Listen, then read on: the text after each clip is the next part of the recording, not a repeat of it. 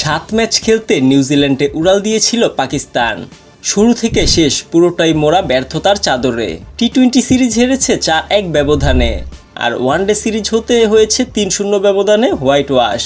এমন এক সিরিজের পর পাকিস্তানের অলরাউন্ডার খুশদিল শাহ মেজাজ হারিয়ে জন্ম দিয়েছেন আলোচিত এক কাণ্ডের।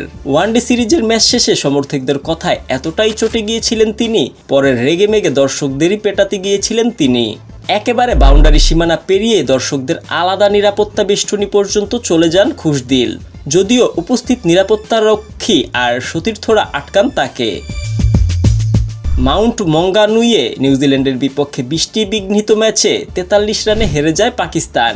সেই সঙ্গে নিশ্চিত হয় হোয়াইট ওয়াশের লজ্জা। পুরস্কার বিতরণের আনুষ্ঠানিকতা সেরে তখন পুরো পাকিস্তান দল ফিরছে ড্রেসিং রুমে। সে সময়ই নাকি মাঠে উপস্থিত কিছু দর্শক পাকিস্তানের সব খেলোয়াড়কে উদ্দেশ্য করে তির্যক মন্তব্য ছুড়ে দেন।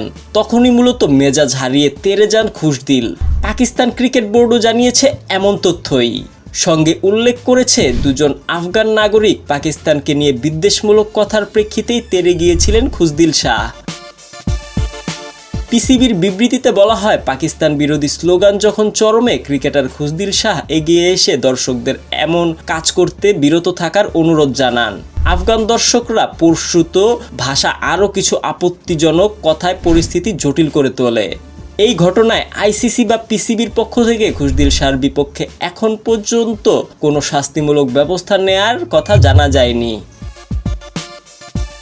যদিও একই বিবৃতিতে বলের আঘাতে হাসপাতালে যাওয়া ব্যাটার ইমাম উল হকের স্বাস্থ্যের সবশেষ অবস্থার কথা জানায় পিসিবি।